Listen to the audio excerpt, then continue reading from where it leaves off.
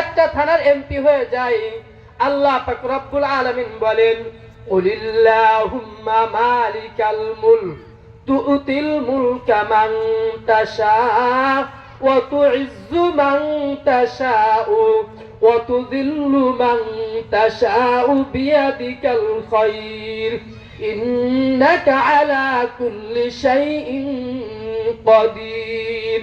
আবার আল্লাহ পাক রব্বুল আলামিন বলেন, হে দুনিয়ার মানুষ ভালো করে শুনে নেন, আমি আল্লাহ যাকে ক্ষমতা দান করার ইচ্ছা করি তিনি ক্ষমতার মালিক হন।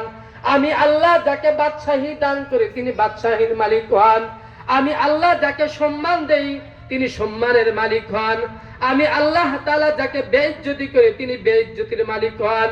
এই জন্য যদি কোনো মুসলমান একটা থানা যদি এমপি হয়ে যান, এমপি হয়ে যদি ওই থানাকে ইনসাফের সাথে পরিচালনা করেন, কোন যদি দুর্নীতি চাঁদাবাজি খুন খারাপি না করেন, কোরআন এবং হাদিস মোতাবেক ওই থানাকে ইনসাফের সাথে পরিচালিত যদি করতে পারেন, আল্লাহ পাক রব্বুল আলামিন আপনাকে তার আরশের নিচে স্থান দিবেন, বলি সুবহানাল্লাহ। আজ দুর্নীতি করেন, খুন খারাপি করেন, চাঁদাবাজি করেন, মানুষের হক মেরে খান, মানুষের জমিকে জুলুম করে দখল করে নেন, মানুষের মাল সম্পদকে জুলুম করে দখল করে নেন।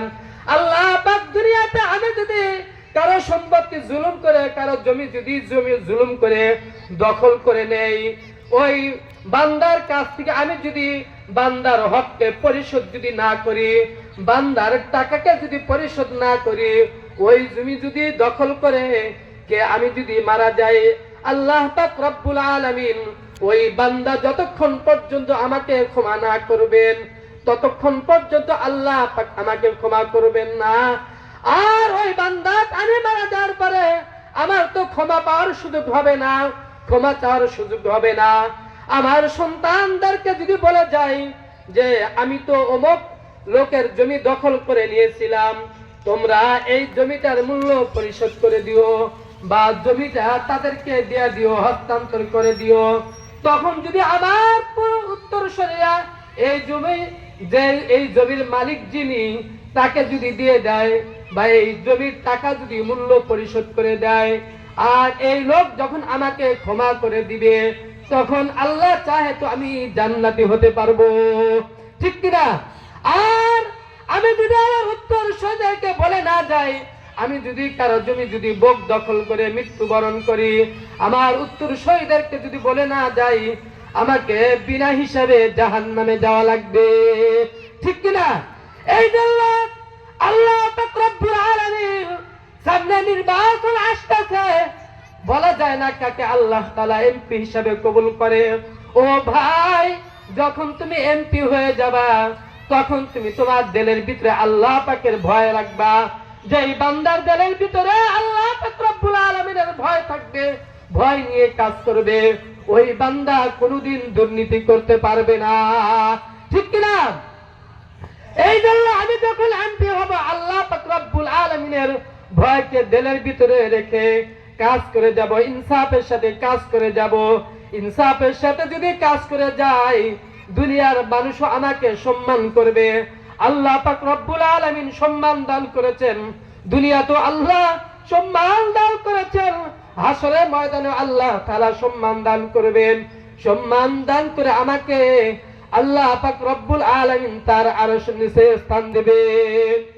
এমনিভাবে আমি যখন এই রাষ্ট্রের প্রধানমন্ত্রী হিসেবে নির্বাচিত হব, পুরোটা বাংলাদেশের আমি অভিভাবক হয়ে যাব।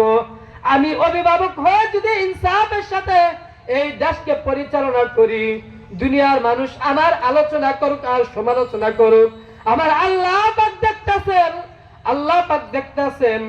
আল্লাহ পাক যদি আমার প্রতি রাজি এবং খুশি থাকে, দুনিয়ার মানুষ সন্তুষ্ট হোক আর অসন্তুষ্ট হোক, এতে কোনো কিছু আসে যায় না। আমার আল্লাহ পাক যদি আমার প্রতি রাজি থাকে, তাহলে আমি হাসরের ময়দানে আমি আল্লাহ পাকের আরশের নিচে স্থান পেয়ে যাব, ঠিক কিনা?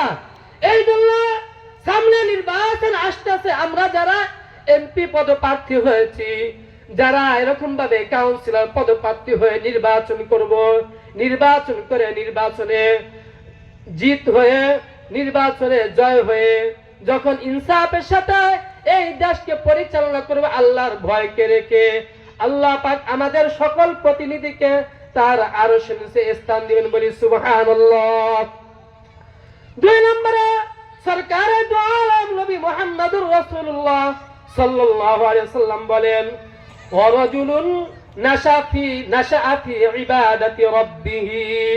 2 নম্বরে আল্লাহ পাক রব্বুল আলামিন ওই যুবককে তার আরশের নিচে স্থান দিবেন যেই যুবক জওয়ান বয়সে আল্লাহ পাকের ভয় দিলের ভিতরে রেখে আল্লাহ পাকের হুকুম নবীর তরিকা অনুযায়ী নিজের জীবনকে পরিচালনা করবে।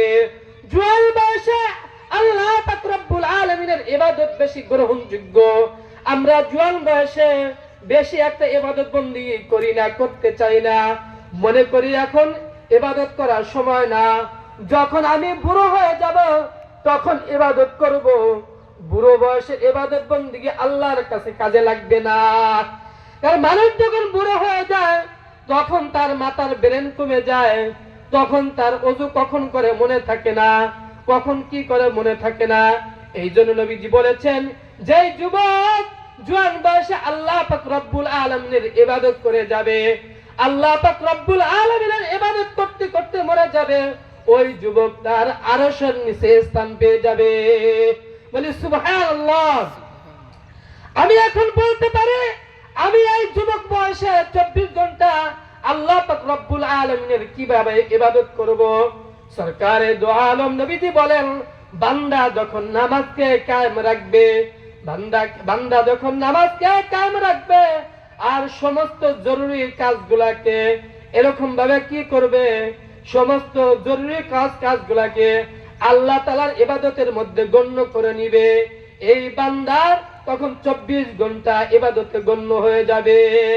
কিভাবে? আমার যখন নামাজের টাইম হয়ে যাবে আমি তখন নামাজ পড়ে নিব। নামাজ পড়ার পরে উদাহরণস্বরূপ আমি চাকরি করি, চাকরি করার মাধ্যমে আমি দিলে দিলে আল্লাহর কাছে নিয়াত করব, হে আল্লাহ আমি এই চাকরির মাধ্যমে যে হালাল টাকা পয়সা উপার্জন করতেছি, এই হালাল টাকা পয়সার মাধ্যমে আমি যে খাদ্য ক্রয় করব, এই খাদ্য ক্রয় করে আমি যেন তোমার ইবাদত বندگی করতে পারি। আর হালাল টাকা পয়সা উপার্জন করা সরকারে দু আলম নবী মুহাম্মদুর রাসূলুল্লাহ সাল্লাল্লাহু আলাইহি ওয়াসাল্লাম বলেন, কাসবুল হালালি ফারিদাতুন বাদাল ফারিদা। কয় নামাজ পড়ার পরে হালাল রুজি উপার্জন করা এটাও একটা ফরজ ইবাদত। এই জন্য আমি যখন হালাল রুজি উপার্জন করব, আর হালাল রুজি উপার্জন করা আল্লাহ পাকের হুকুম, আর আল্লাহ পাকের হুকুম পালন করাই হচ্ছে ইবাদত।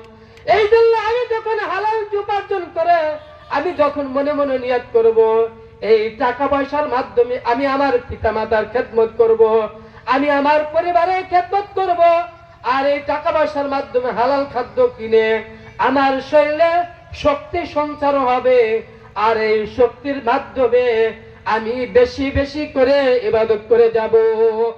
এইভাবে আমি যদি নিয়ত রাখি তাহলে আমার 24 ঘন্টার জিন্দেগি আল্লাহ পাকের ইবাদত হবে।